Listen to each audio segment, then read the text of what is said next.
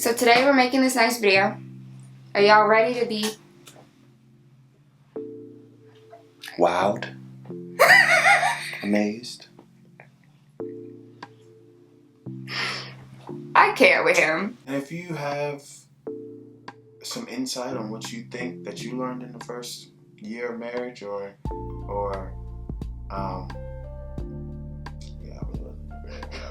but if you have some insight on what you were gonna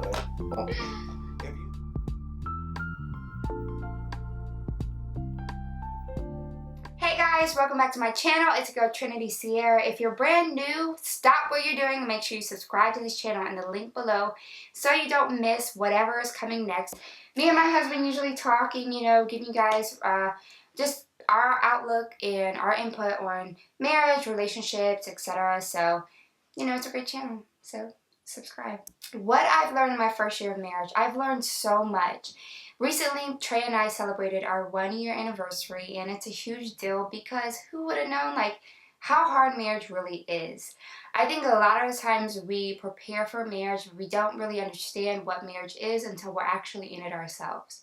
I know a lot of the times, we had expectations, and we discussed this in courting, what expectations are and how it can impact your marriage, but I've realized about myself, I've realized a lot that I did not know before. Specifically saying, I think before I used to say I was independent and I didn't need anyone and I didn't depend on one another. But being married, I've realized, I really love having my constant best friend around me.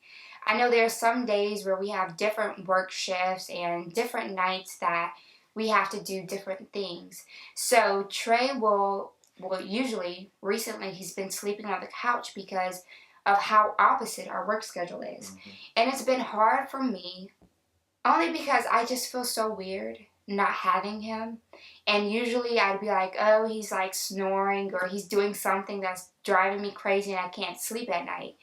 And there's little things that will happen and I'm just like, God, the light's bright, or something that just throws me and I'm like, oh my gosh, go somewhere else.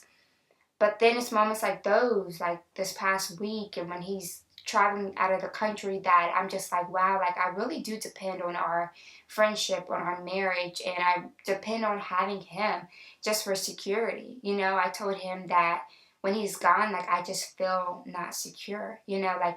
I'm just a mom and a wife with a baby, and that's that. But when he's here, I just feel so protected. So that's what I've learned, just one of the things I've learned in the first year of our marriage, how much I need him. Not how much I want him, but how much I actually need him. That's good. That's good. Let's keep that on the record books. Oh my God. For me, it's been a great first year. It went really quick. Huge. So there's definitely that. I think thinking back on it, I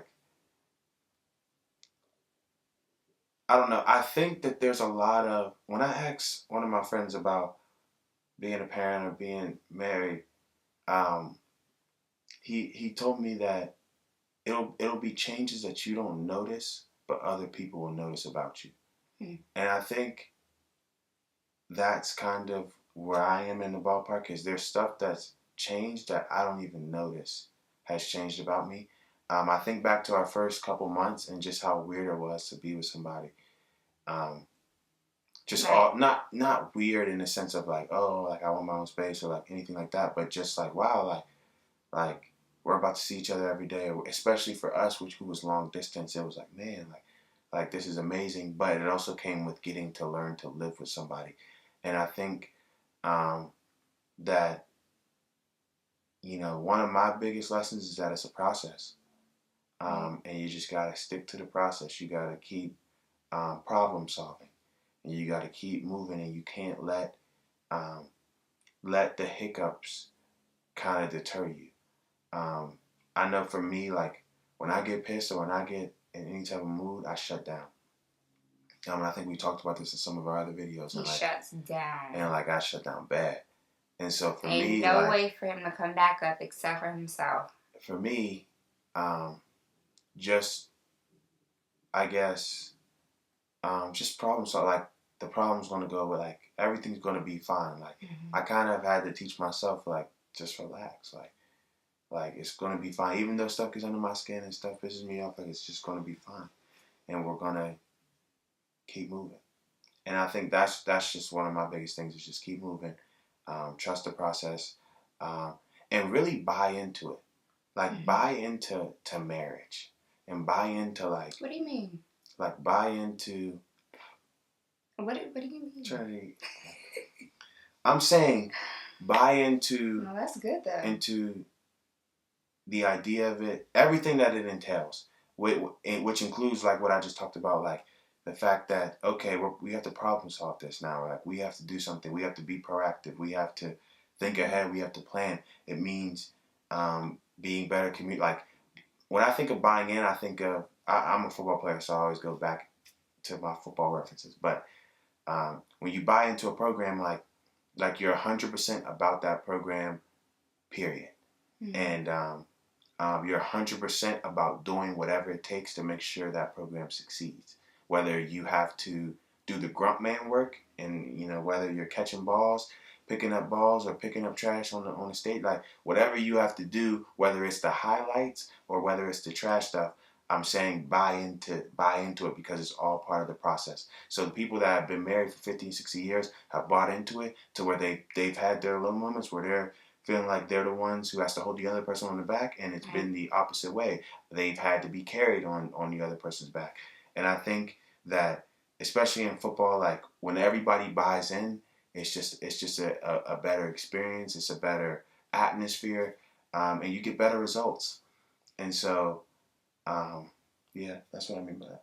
That's so awesome. That really is amazing, Trey. I almost started crying. Only because when you don't realize how far you've come until you almost cross the next finish line for the next milestone.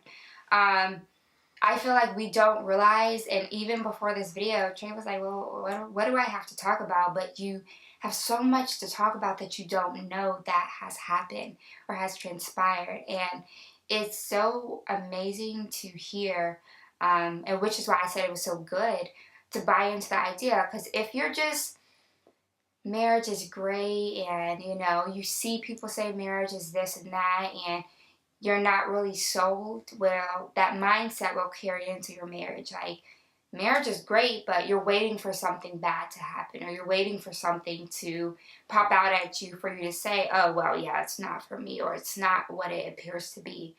And we're here to say, like, marriage isn't easy.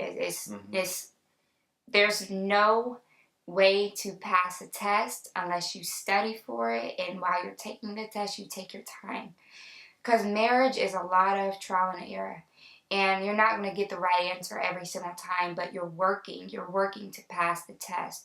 And the marriage is filled with so many tests. So many, every single day. A test if you're going to be kind. A test if you're going to be faithful. A test if you're going to be the best version of yourself. I've learned that in marriage, it's not always up to you, or it's not always up to how you feel that's going to change the other person. Because you're not in marriage to change someone else. You're in marriage to change yourself and to grow. And hopefully along the process, they change themselves. Yeah. And we're not coming already being a diamond. We're not walking to marriage already being worth $1 million or being priceless. We're coming to marriage being this dull little crystal who needs shining, who needs to be cut, who needs to be shaped, who needs to be molded into that beautiful diamond you see on display. Like, God already sees us as we know we can be, but each other, we're not looking at the diamond. We're just constantly reminded of, you're just a crystal, you're just a crystal. I think in our first year of marriage, we've witnessed a lot, and we've been through a lot, and the one thing I want to end on is knowing that it's important to join minds. If you're not on one mindset and you're not having one goal in mind, it's not going to succeed. It's not going to be okay. And you're going to be disappointed.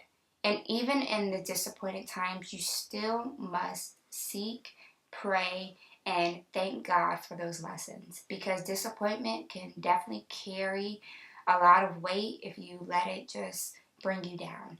So forgive your partner, love your partner, and pray for them.